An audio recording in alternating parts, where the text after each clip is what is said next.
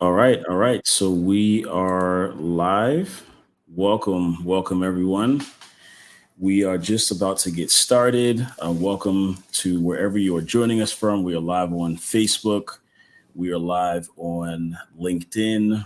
We are live on YouTube, and we are also live on Twitter Spaces. So very excited to have everyone here today. Just going to give another minute before we jump right in. But just want to say welcome to everyone who has joined us so far. And yeah, excited for a wonderful session today. I have all of our panelists here and yeah, looking forward to getting started. So just give us a couple of seconds and we'll get right into it.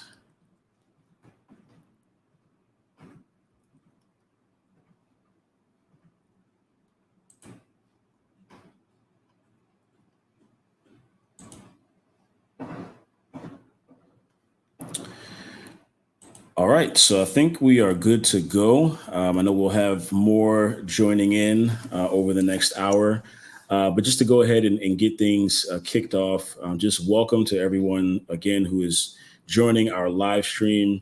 My name is Eno Umo. I am the co-founder of Global Air Media and the Global Air Drone Academy. I've been into the drone industry since 2015, and I have done a range of different or been involved in a range of different industries. I'm doing all types of drone projects and training and education. And really, it's programs like this that really get me excited because we're able to get this real world information to the public, to our community, and to really just help build this generation of drone pilots and STEM entrepreneurs as well. So we're super excited for today's session. Of course, we're here for Drone Safety Day 2023, which is an annual event that's spearheaded by the Federal Aviation Administration, the FAA, in the U.S. And before we get into it, just want to tell you a little bit about myself and then go into about Drone Safety Day and really talk about why we're here today. As I mentioned, I'm the co-founder of Global Air Media and Global Air Drone Academy. I've been in the industry for some years now, and I have an interesting journey. When I first started in the industry, I actually had no idea that I would be into training and education. And by learning, by adapting, in the drone industry, I was able to find my niche and where I feel comfortable. And it's something that we do with a lot of drone pilots that are in our network. We know that there are so many different areas to use drones, but what area is good and specific for you? Where do you have existing skills? Where is your passion? Right at the end of the day. So I've been able to work in a number of different commercial industries, and now I've settled on training and consultation, which has led me to do a number of different workshops, not only just in the United States, but internationally as well. I've partnered with some of our panelists here as well from all across the world. So it is an amazing opportunity to bring everyone together again and to have this community atmosphere to talk about drones and all the wonderful things that they're doing. So what is FAA Drone Safety Day? Again, it's an annual campaign by the Federal Aviation Administration to promote safe operations and responsible flying. And they encourage businesses and schools and organizations to share experiences, to talk about how to be safe, registration, and just the general rules and regulations to keep everyone safe. Of course, drones are considered aircraft, right? Even as small as they are considered, part of the national airspace. So when you're operating a drone, you're absolutely operating in national airspace. You have to know the rules and regulations, and you have to know, if you're a hobby pilot or if you're a commercial pilot. So part of what we do is teach you those differences and understanding, when you have to be in total compliance and when you have to adhere to other rules, as well. So, of course, they're looking to highlight the societal, economic, and safety benefits of drone operations with in-person and virtual and hybrid workshops all across the world, which are happening literally, right now, and focusing on the areas like education, economics, equity, environment and emergency uses as well. Part of the message that they're sending out this year, and part of the FAA's message is to fly right. And the right actually stands for registering your drone. The I stands for interacting with others. The G for gaining knowledge in the drone space. H for having a safety plan, and the T for trusting and training. So make sure that you are staying in compliance, whether you are just flying for hobby, for fun purposes, or you're looking to use drones as a business.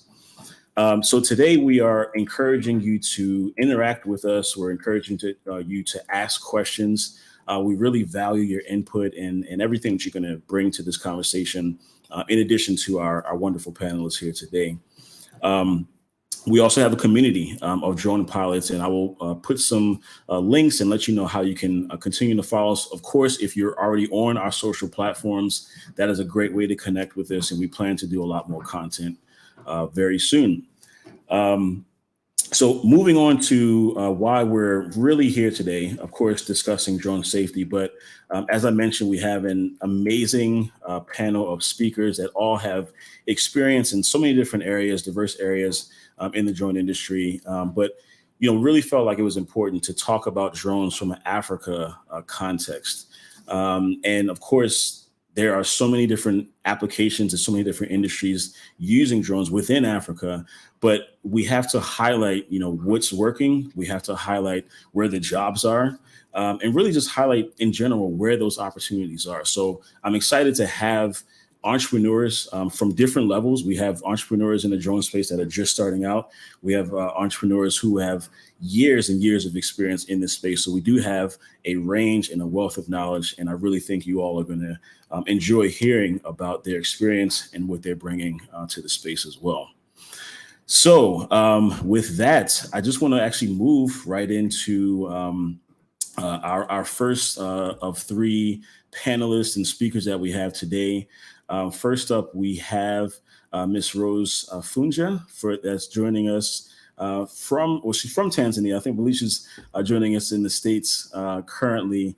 But just a quick background on Rose, someone that I've known for years in the African drone space. We met back in 2020 at the African Drone Forum in Rwanda, anyone who's familiar with that program. But she has over 15 years experience working directly with national and international communities, focused on digital technologies and solving community challenges. She's an engineer and a social entrepreneur. Rose is the founder and the managing director of Agrinfo Company Limited, a Tanzanian local business focusing on harnessing the power of drone and data technologies to improve decision support systems, as well as drone training in the sectors of infrastructure, such as telecommunications and agriculture. Rose has really been a pioneer in the drone space, and for years, has been on the front stage when it comes to various projects. So, Rose, just so excited to have you here with us. I just want to ask you to just give us a little bit of background about yourself and really just tell us your drone story and what you're doing in the drone space now. Wow, thank you so much. And thank you for the invite for Drone Safety Day. I think this is very, very important for us to understand and for the pilots out there and people who wants to get into the drone industry to have that at the forefront because it underlines everything else. So as for me, I started I'm an engineer, as introduced, and my base is in communication and information systems. And I think around 2012, 2013, after working in the telecommunication industry, I was posed a question on what can information and communication technologies do in the agriculture space. And that's where I started thinking, like, how can we contribute in that area? By then, the only thinking that came up was how can we use GPS technology to map farms, to have information on farms, and which can literally give you things like how big is the farm, and eventually you know how much seeds, how much fertilization you can do in that space. So come fast forward in 2016, that's when the drone came into my world actually, and I got trained in the drone space, and I could see how that sort of not only includes the GPS that we have been using on a handheld mode, but then also now you have capabilities of taking pictures. And those pictures, there's so much you can do with them. So, one of the things that we do with the pictures is to depict what is the crop health, what is the water stress for the crop. And with that information, we are now able to advise farmers on how to do precision agriculture. And that goes hand in hand with, of course, climate change, where we know that the world is growing. We're going to be so many billion people in the world, but then the same plot size that is actually feeding the number of people right now has to feed many more people. So, how do you do that? You venture into precision agriculture to make sure that you produce more, you do that efficiently, and information is the only thing that will help you get there. So, being able to predict what is going to happen to the crops, to being able to understand the health of the crop. And with that, you are able to actually harvest more, be more efficient, and feed more people. So that is the agriculture space. And since then, we've actually now grown.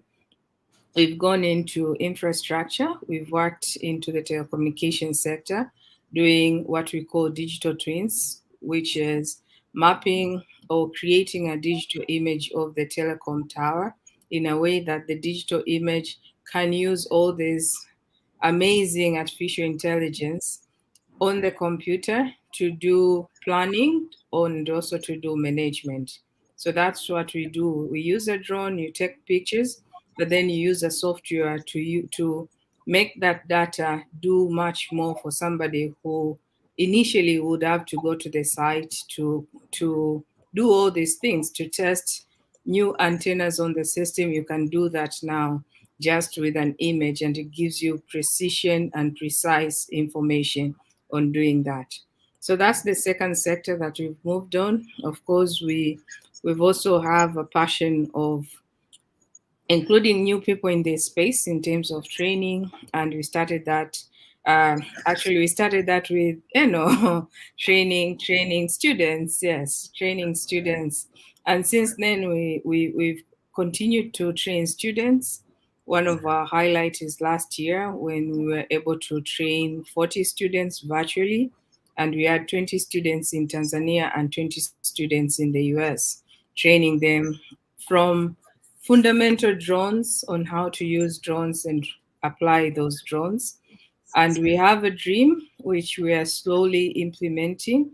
As Eno introduced me, that I'm now in the US and I came to meet some of my partners here who are very keen on putting up a drone club, which will continue now train those students. So that's in a nutshell, that's what we're doing. We have bigger dreams, but that's where we started, and we are very keen on implementing the use of drone in other sectors. One of the sectors that we're now working towards and trying to pilot is the drone for medical delivery services, so logistics. We think that is something that can really help the community, especially the communities that have places that are hard to reach. So think of communities that have islands. So in Tanzania, we have islands that are not as reachable. But then in those islands, there are people who go to clinics that do not have specialists in terms of diagnosing what is happening in the samples that doctors take from them. So we can use drone in that sector to transport the samples to a lab where they can be tested and they get the information back, but then also to transport things like vaccine and other easy to use or medicine that has to be stored in cold storage that is not available anywhere. So they get those on demand. So whenever it's needed, it's flown to them, and because they're hard to reach. Instead of using road or waterways, then you use the airspace to deliver such goods to them, and you save their health. So that's where we are, and glad to be here to share some more of what we do. Yeah, no, it's incredible work, and I feel like every time we talk, there's a new, new side and new venture, and it's awesome just to see things evolving. I did just want to ask, maybe talk to us a little bit about the regulations in Tanzania, and of course they're different in every country, but I'm sure a few people, few folks here are, curious. Of what does it take to get a drone license in Tanzania, and then of course as you could talk a little bit about the safety, aspect and how that, of course, factors into everything that you do. Yeah, so regulations in Tanzania, they're clear and they're shared online. You have to be, of course, having a license. You have to be trained in that space, and you have to obtain an operation license if you have to operate in a business. And your drone has to be insured as well, and to be also not only insured but registered with the regulation authority. And then in the process of being trained, you'll be trained on what are the laws that you have to operate with, how high you have to fly, including the 120 kilometers and not above that. Where do you have to fly in terms of 5 kilometers away from the airports and all the unauthorized spaces? So those laws are more or less common. What I wanted to contribute here was what I've seen in the US, and think probably this is not very much available in most of our African setting. So in the US, I feel like they have two paths. So once you want to enter into the drone space, there is an online test that you can take, which is called Trust, and that online test can actually inform you on how you need to operate in the drone space. It's easier, it's online, you can sit for it, and now once you pass that test, you're actually eligible to fly, but non-commercially. Because most of us start as amateurs in the drone space, and we need that leeway, which is not provided in most of the African setting. For example, being licensed and going through the training in my country, I think it takes almost between uh, 500 to $1,000 for you to be able to go through that space. Now we know that that's a lot of investment for an African youth. But if we have this an amateur level where you have an online test and you are able to fly, you're given limitations and you don't do it at a business level, I feel that opens up doors for many more people to participate in this space. And then they can always grow to the next level where you can now operate at a professional level. So that's one of my sort of my recommendation to the regulatory authority, not to restrict the space, but to actually open it up so that most of us can actually play in the space. And like when it comes to flying drones, it has to do with experience, just like a car. It takes some time. So for us, when we do training, like I said, that we do training for schools, we start with an indoor flying drones. So drones that you can fly indoor. That way, you're not bound by the laws that operates when you have to fly outside.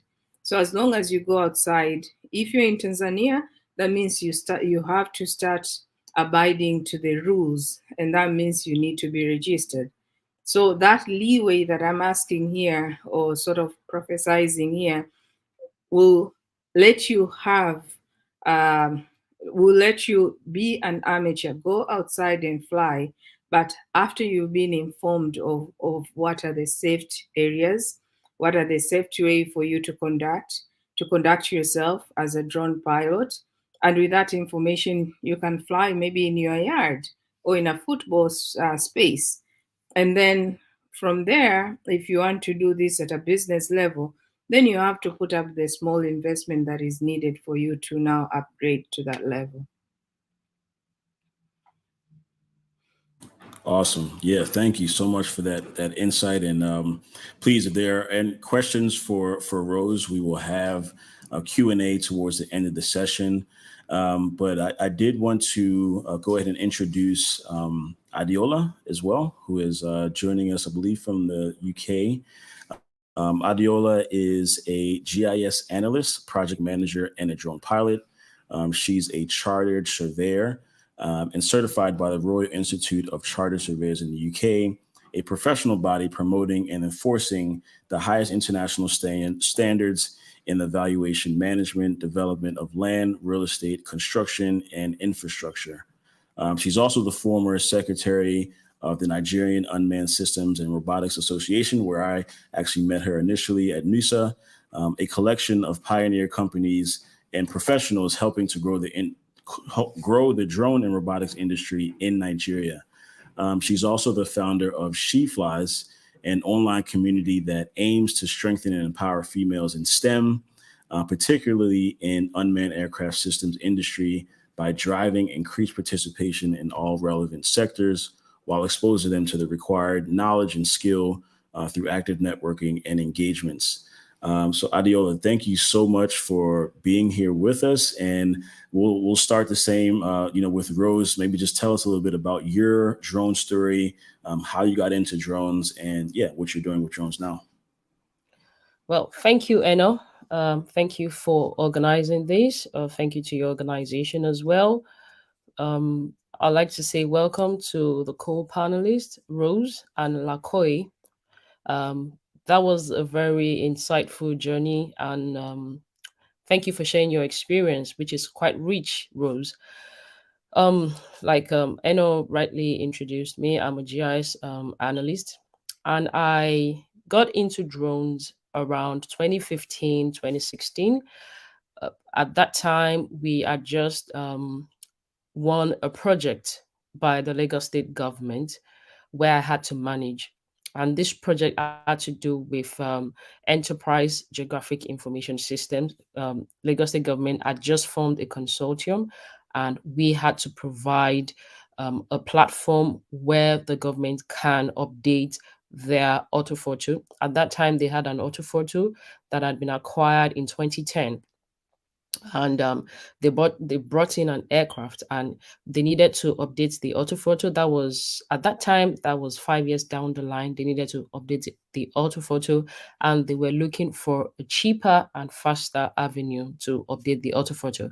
So we formed a consortium by the legacy government, and our own task was to bring in drones. So the journey began. At that time, I didn't know much about drones. So I needed to read, I needed to understand for us to successfully execute the project.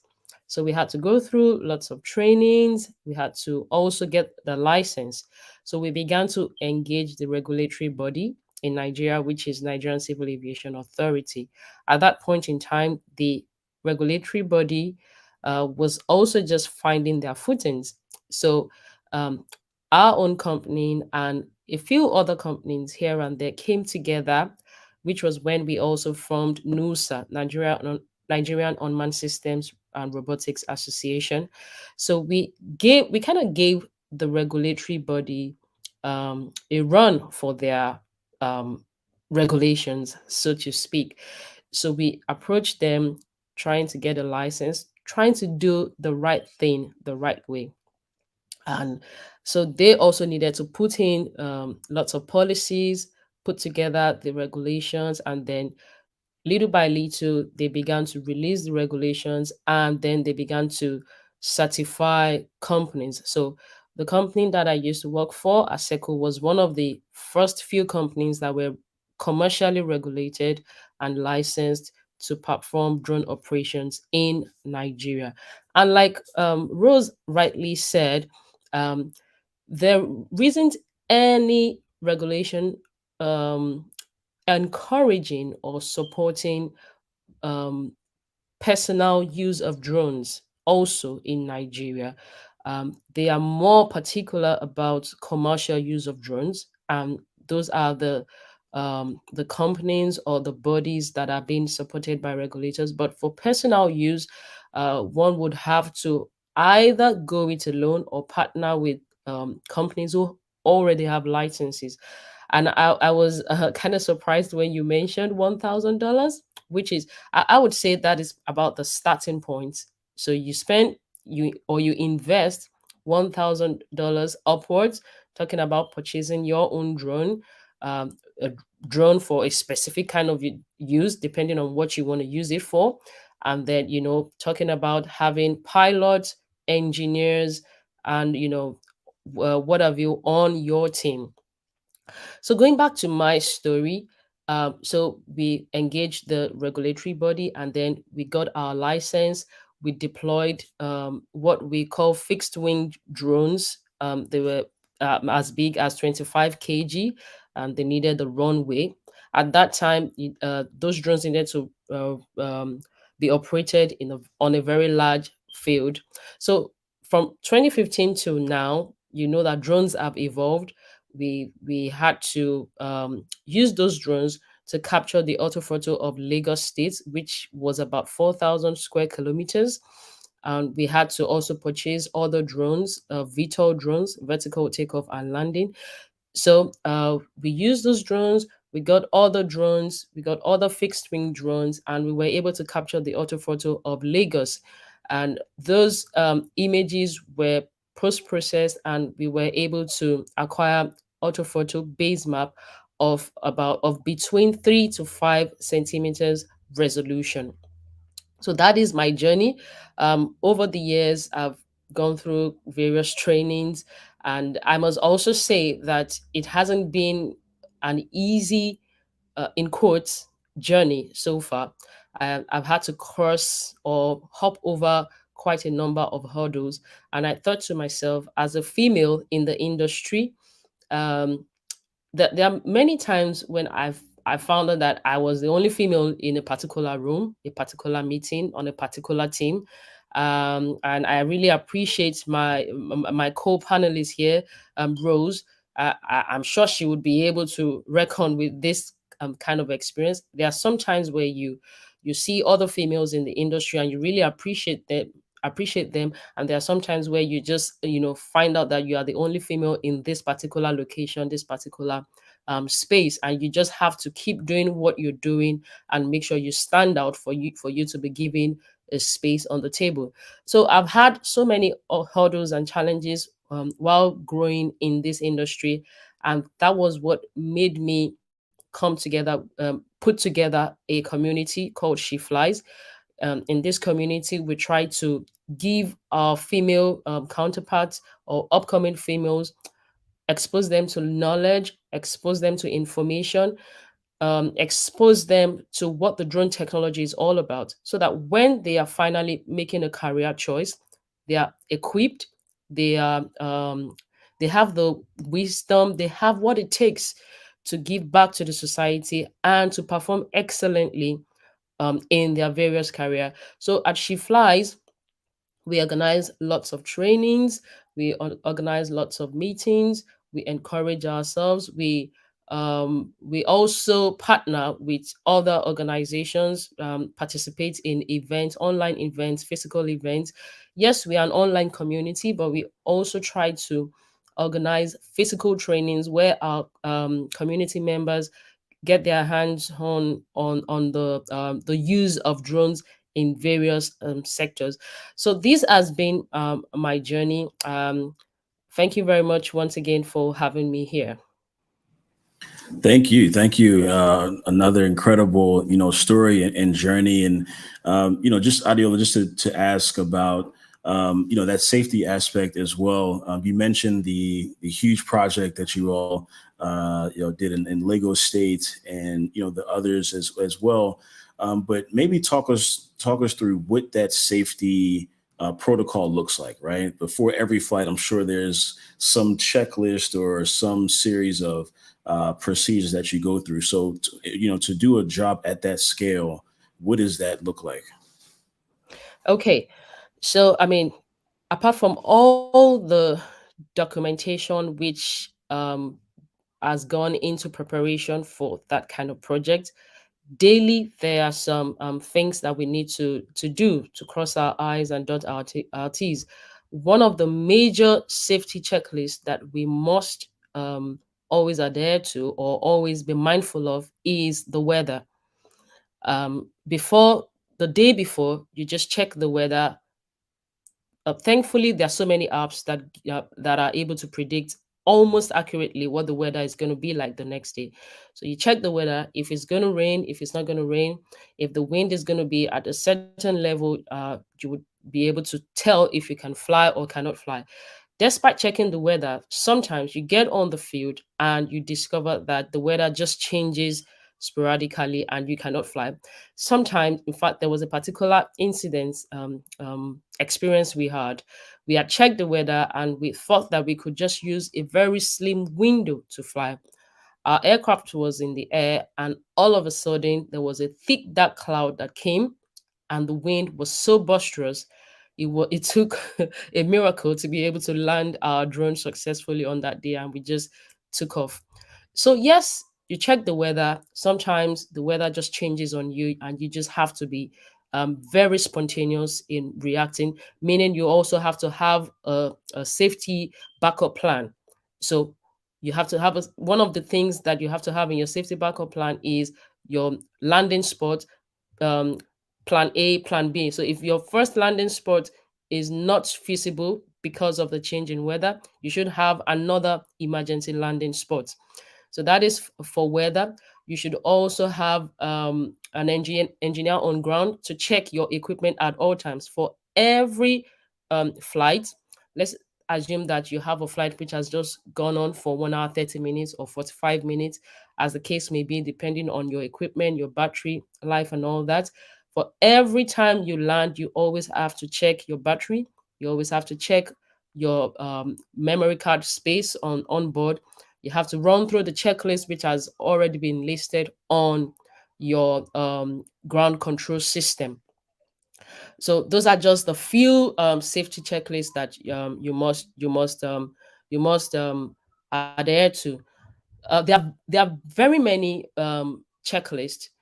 The other ones that you should that which must have been carried out even before you start any operation is, of course, your notice to airmen. You should notify the regulation and every other person um, operating in that location that you are at this spot. Notice to airmen is usually sent out by the regulators, and you should have submitted your documentation. There is another safety checklist, which is ADSB, which is a device that tells others where you are at a particular location. So there's what we call ADSB, in and out.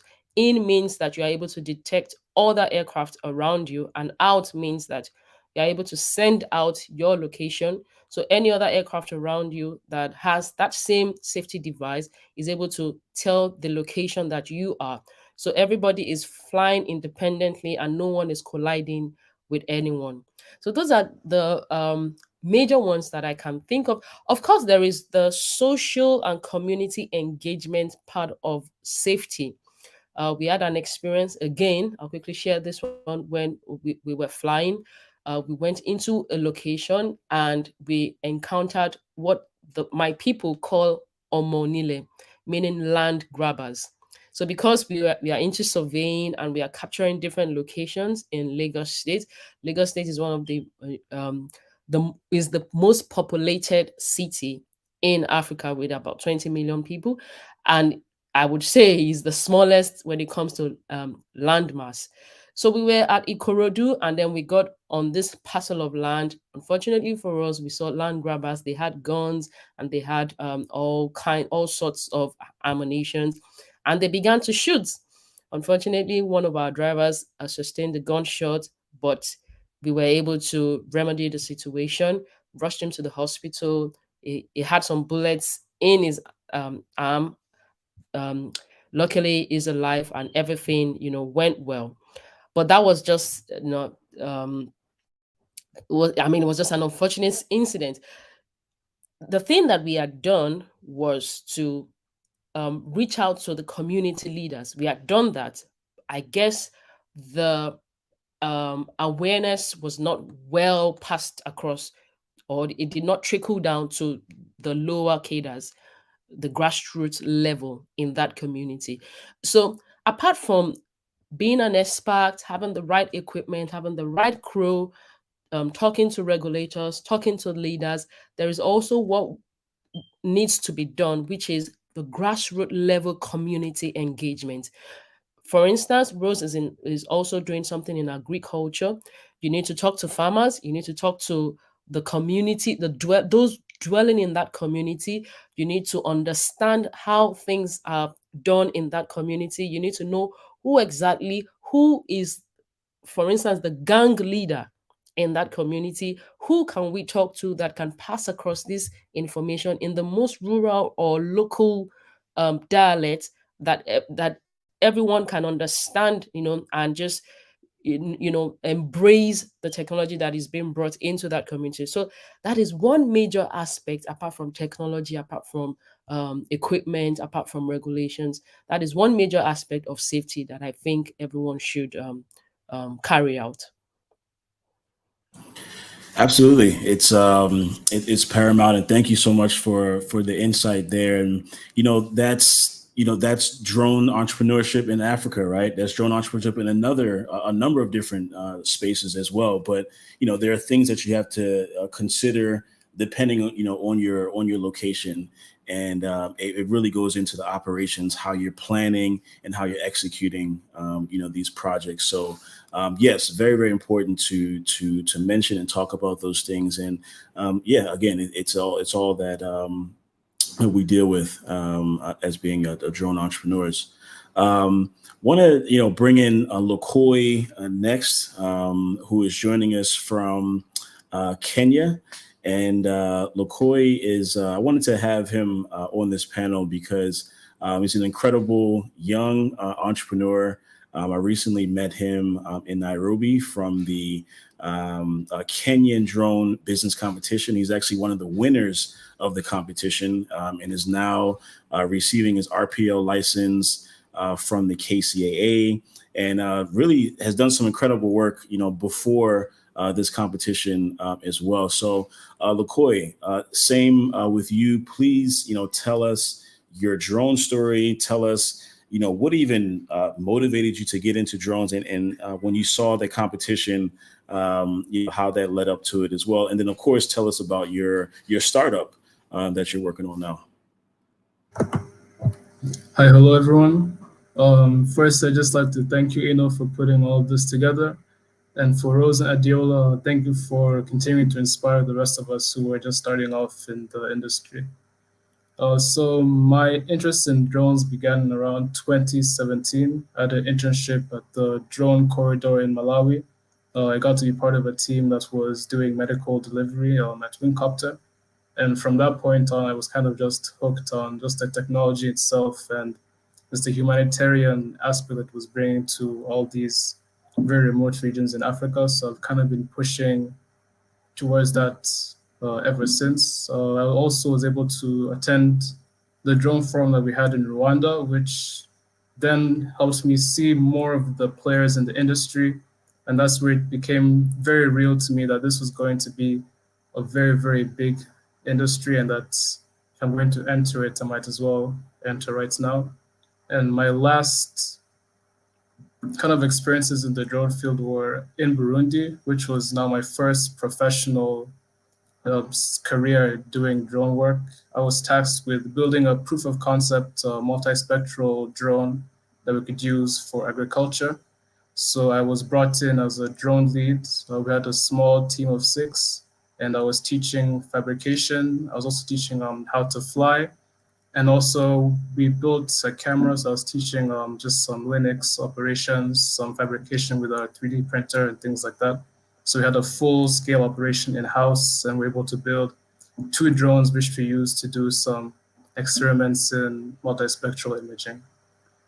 So like Eno alluded to, was just recently selected as one of the finalists for the Canada Agri-Drone Business Competition. And what my pitch was for the company Ceres, which was inspired by my experiences in Burundi. So I'm hoping now to bring multispectral imaging in an easy to understand way to co-op farmers. I remember that in 2017, I'd spent 3 months here in Kenya in a place called Nara County. I was with my grandmother planting tomatoes, and what struck me the most was just the complete lack of technology that was available to her. I'd always known that she had issues with water, but I just didn't know that technically there was nothing that she had to help her. So she had no way of monitoring her crop health. She was not able to optimize how she was using water or her fertilizer. And she also had no way of tracking her yields over the decades that she had been farming.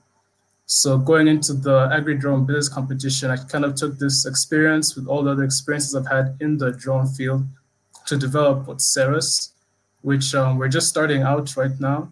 It's me and a partner that I met in Burundi. So we're hoping now to have a platform where co-op farmers can reach out to us. We can take multispectral images and then process them in such a way that it's much easier for them to read. We can change it to local languages so that more of the farmers have the ability to understand it.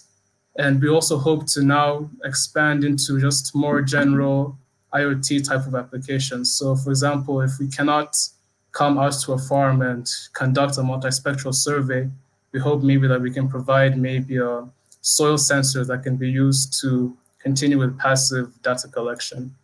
So currently we're working on that platform. Hopefully by end of the year, we can have some things to show and be ready to go. One of the biggest things, so sorry, just a bit quickly, that I got from the agri-drone competition was just learning how to pitch ideas. You see, when you're a young entrepreneur, you have something that you want to do, but you don't really realize how many hurdles you have to jump across to get to those points. You have to really learn how to talk with industry leaders and how to make your own ideas sound attractive and how to present your ideas in a way such that people would now want to invest in you and be invested in the story that you're trying to put across. So again, thank you, Eno, very much for putting that together. It was a really great experience.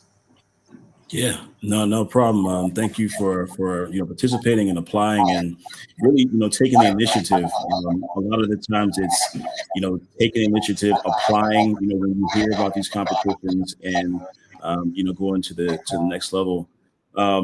I did want to get some insights from you, LaCoy, specifically about the licensing process and the journey that you're on now.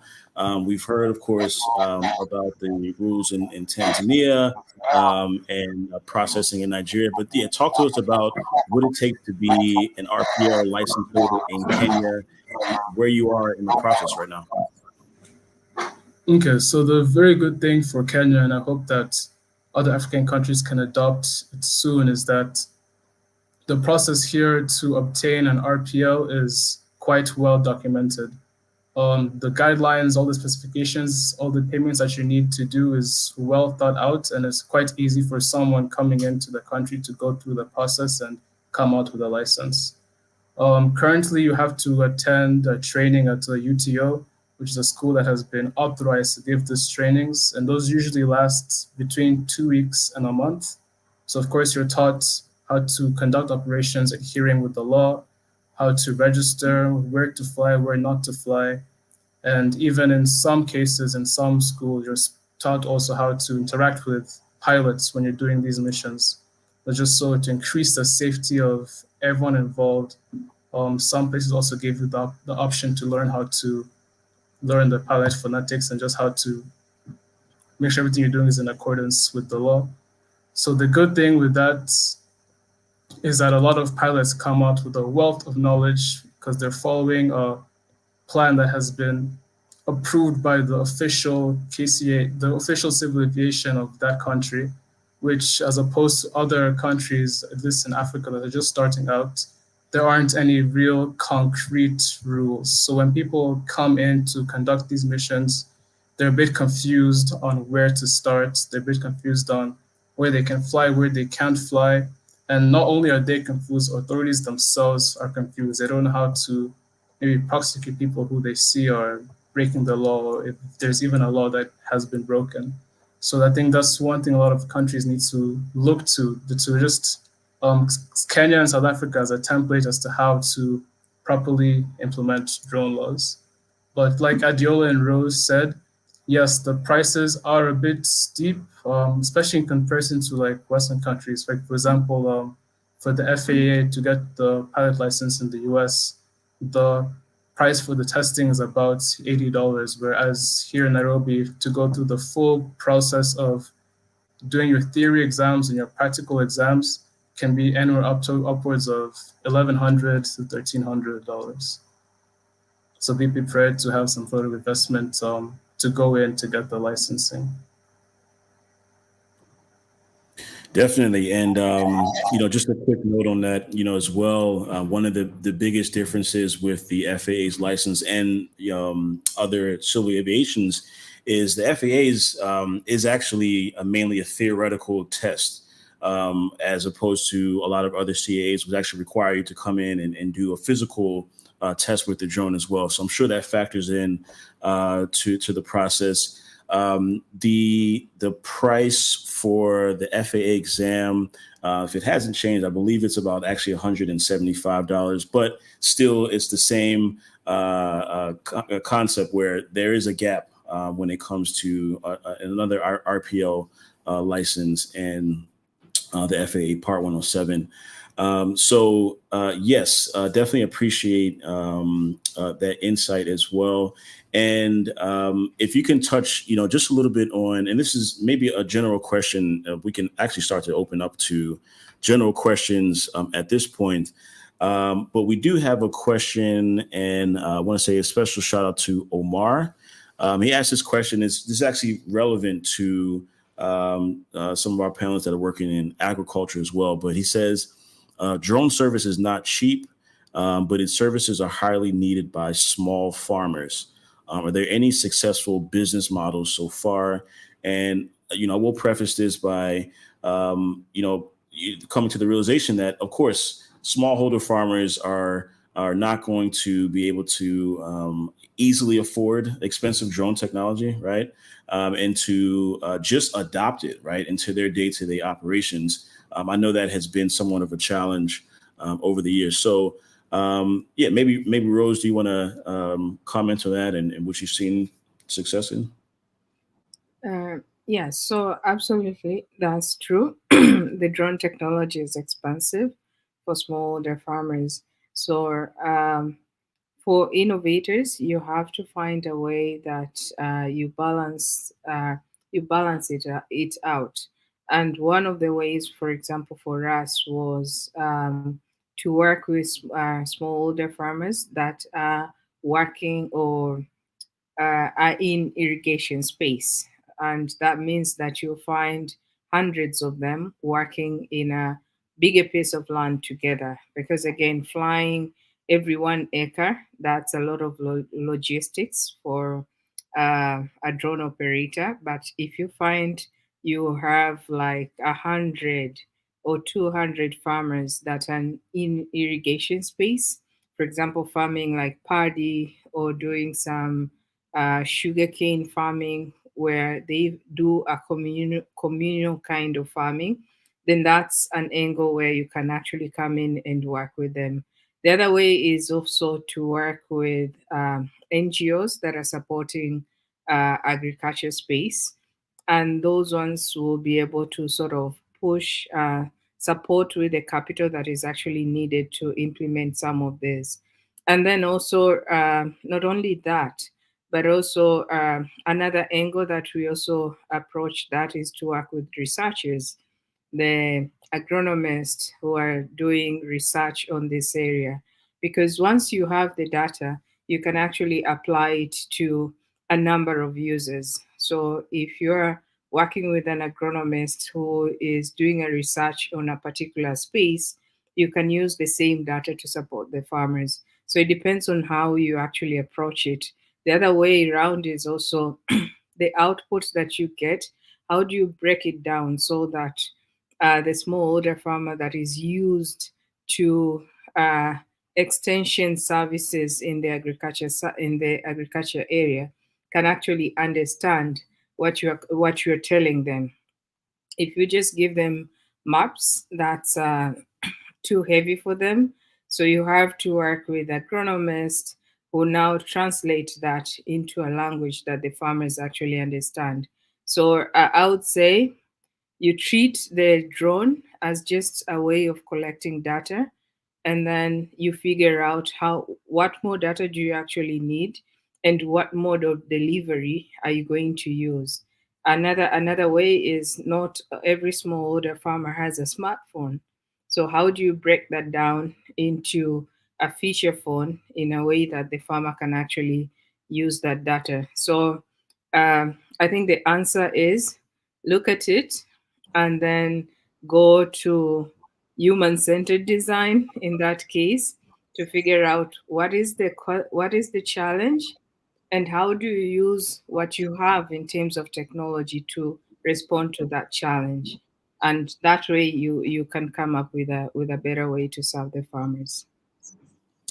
Yeah, it's incredible, insight again, and I think a lot of times we look at the drone as the shiny solution, right? And it's like the drone is is everything, but it has to work in a process, right? It has to work in this ecosystem that just flows together to improve efficiency. So you don't just walk in and say, "Hey, the drone is going to solve everything."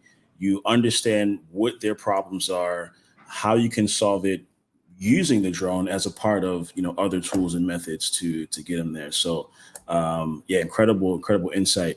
Adiola, I wanted to ask you about jobs. Right, you were able to work at a pretty reputable, sizable company in Nigeria, and I'm sure you saw people coming in and out, and the whole HR. And I'm sure there are a lot of people on the stream now that are wondering, how can I get a job in the drone industry? So what are some of the some advice that you would give to someone who's looking for opportunities to be employed by one of these companies? Okay, thank you, Eno, for that question, and thank you, Rose, for shedding more light into that question as well. Um, so there is no hard or fast rule to this to answer this question, Eno. What I would advise to young and upcoming drone enthusiasts or professionals is to keep working, and keep putting yourself out there. I'm not going to promise you that, oh, just apply to a company and you can get the job easily like that. But what can be easy, or how you can make it easy for yourself, is if you keep putting in the hard work and showcasing your work. For instance, on LinkedIn, for instance, even on your WhatsApp status, um, on Instagram. There are so many online businesses right now on Instagram. You'll be amazed at how many people are entrepreneurs on Instagram, on even on Facebook, which is one of the old school SM platforms. So keep working and keep putting yourself out there. You never know who's gonna stumble on your work. You never know. The world is a global village. You can be in a small village in Nigeria, and a professor in the US can appreciate your work and call for you. So I'm putting it out there, saying it to everyone, you need to put yourself out there. Never underestimate the power of branding, of showcasing your talent, your gift, and of leveraging on social media. Now, the other thing I want to say is, if you must go into the drone industry, you need to learn how to operate this equipment. Yes, I know that most countries now you need to be regulated to be able to use a sizable drone, but there are some toy drones that you can easily lay your hands on. Very small drones, little or no risk involved.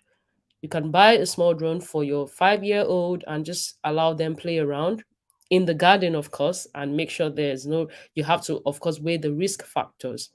You can also get a small drone, lay your hands on one, and do as much practice as possible.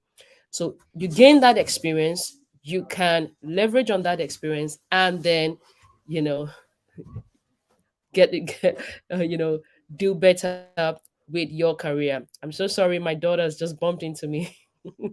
I apologize. Whereas, hey, oh, good. Yeah, so thank you so much, for that. And we can obviously sit here and talk about drones all day. And then I feel like we're literally just getting started. Right? There's so much more we can go into, but I do, want to stick to our time. So with that, I just actually want to just go around and just ask everyone. Of course, it's 2023. We know, where drones are right now. But there's also that question about where drones will be in the future. So I just want to get each of your just general thoughts and what makes you feel good about the industry. Where are you looking to be in the next 5 to 10 years? Just give us that outlook from all of you. So we'll start with Lakoy. Yeah, just tell us your general thoughts on that. Okay, so I think I'm in a meeting. what I Go. see might happen, or this other bit, what I hope might happen is more countries can follow the model that Malawi and Rwanda have set out. So Malawi designated a drone corridor to allow companies to come in and do testing. So once you have a playground for that type of operations, whenever that technology now starts to come into fruition, it's the countries where they've done a lot of the testing that will see some benefit. This is very evident in Rwanda, that has now working with Zipline for medical deliveries. They've been doing so for a lot of years now. Africa is now the largest hub of any drone delivery service due to governments opening themselves up to this technology and allowing them to be test grounds for that type of thing. So I do hope that that's something that some other countries can adopt. But one caveat would be that hopefully they do have some drone practices in place already so that when these companies they invite into their countries to do testing of technologies are ready to scale up, they have the ability to hire local pilots because the countries themselves have put the resources in to train local pilots. So in addition to allowing foreign companies to come in and do testing, we should also ramp up education in the space so that those pilots now do have a place to go and continue their drone careers. Awesome. Yeah, very, very important. And, again, just a quick note on the KCAA, just a special shout out to them as well. They were, so instrumental with the Kenya drone business competition. And one of the things that the RPAS holder said when I asked her, what is it about Kenya that the drones are, the drone space just seems to be working. I mean, they have, over 10 drone training academies that are approved to give out and teach, on licenses. And she said that we have an enabling environment, right?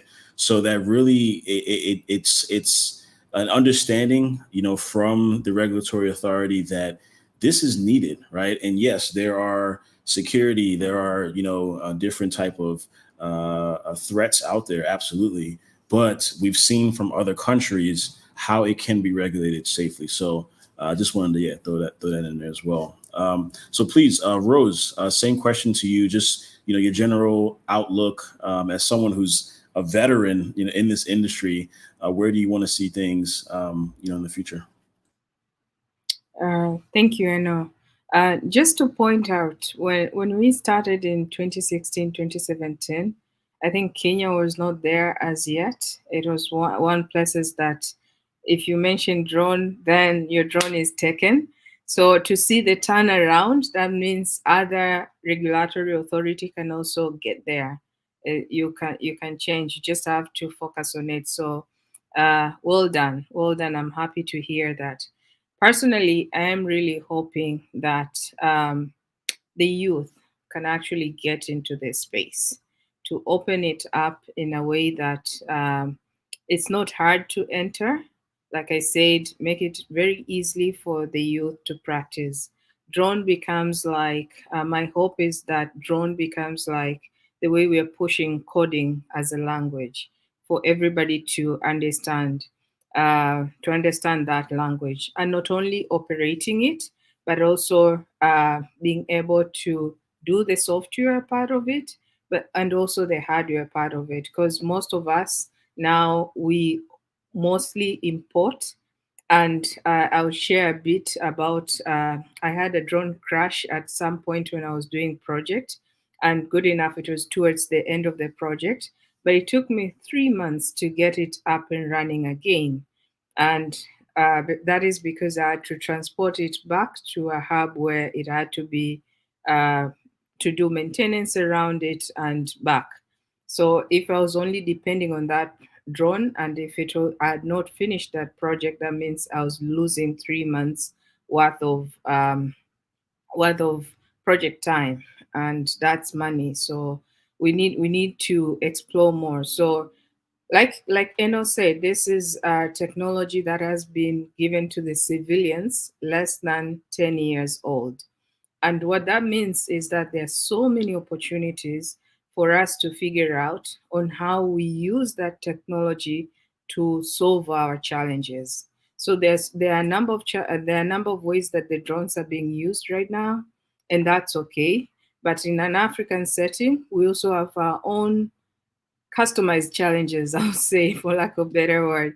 So how do we use the drone for that? And that is the space where the young minds, the innovative minds, needs to get in and to understand the hardware, to understand the software, and figure out, okay, so now that we have this in our hands, what is next? So my hope is that drone becomes the next cell phone. Like everybody has a cell phone, then let's have drones, let's play with them, let's figure out whether we want to do WhatsApp with them, want to do YouTube with them, want to send messages, emails, likewise, but then in our settings, creating jobs, but then solving our challenges. Awesome. Yeah, that's couldn't have said it better, myself. But yes, absolutely. Let's use them as a tool, as a useful tool. They will definitely be a part of our. They are a part of our daily lives, right? And even more so as we move forward in the future. So thank you for that.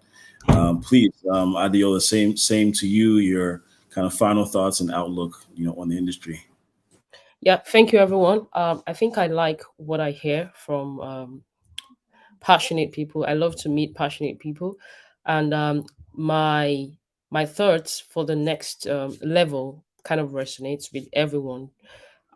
For drones to be the next coding classes or coding skills, and drones to be the next cell phone, we need to get the knowledge out there. So for me and She Flies as a community, last year we were able to train between 120 to 150 people on different topics, different training sessions, different meetings, collaborations, and thought provoking engagement. So this year we're looking to scale it up, and we just want more people to understand this technology. And then when they understand it, they have the required knowledge. We're not under any kind of pressure. We are just dishing out knowledge out there. So after this meeting, for instance, we have a training in She Flies community. Um, so we are just dishing out knowledge, and we are soaking in, taking in all the knowledge, so that when it's time for us to put the skill on the table, to put the talent on the table, we are ready to dish out. We are ready to execute. So in the next couple of years, we want to expose more females, especially. We have men, we have the males also attending our trainings, but we are more focused on empowering the female community. So we are just dishing out the trainings, dishing out the knowledge, so that as time goes on, we've raised competent hands in the drone industry. And like I was trying to conclude the other time, um, if you must do yourself any good, set aside some funds and get a very small toy drone. Start from there. You get a toy drone, You can crash it as many times as possible, dismantle it, couple it back, and that means you're also going into drone assembly. From there, you can begin to get some professional drones and then collaborate with professional bodies and professional companies who already have the license. And from there, your career in drone industry can kick off. So we just want to see people succeed. We want to see people have the required knowledge in this industry, and the sky is the beginning of our limits. Thank you. Awesome. Yes, another great insight. Thank you, so much for that. And like you said, it's really about getting traction. If you want to use a $20,000 to $30,000 spray agricultural drone, you have to start somewhere, right? You're not just gonna just jump, to that space. So definitely buy the small drone, fly it, crash it, build it again, and repeat, right? And keep going through those trials and errors. And it's all about continued education. As all of you know, when we started, 2014, 2015, I mean, there was no education on this out there, right? There weren't any, 2 and 4 year degrees or certificate programs. It was literally learning on your own, YouTube University, and just figuring out, what are other people doing, and listening to podcasts and sessions like this, and you hear real people talking about being in the industry. I mean, that's what did it for me. Once I knew that there were actual businesses, that were functioning, I was hooked. I said, oh, why can't I do that, as well? So definitely expose yourself, to the knowledge, and things will definitely follow, from there. And with that, I just want to say, thank you to all of our amazing panelists. Just, round of applause just to all of you. Thank you so much for being here, just taking out time from your busy schedules. Thank you to everyone who has joined us for this live stream, no matter if you're joining us on Facebook or LinkedIn or YouTube or Twitter. This is by no means the end of the conversation. If you want to stay in touch, we have a weekly newsletter that we send out about drone entrepreneurship and drone business. You can find it at globalairU.com. You can sign up for the email list right there. Reach out to us. And that's how we, let you know about all the upcoming events and virtual programs that we have. So with that, wishing everyone again a happy Drone Safety Day. This was a great way to spend it with you all. And yeah, look forward to talking to you all again. Thank you again for being here, and we'll see you next time. Fly right. All right. All right. Thank Yes, you. fly right. Absolutely. Bye, right. Yeah. Thank you. Thank you, everyone. Thank you, everyone. Have a good day. Thanks.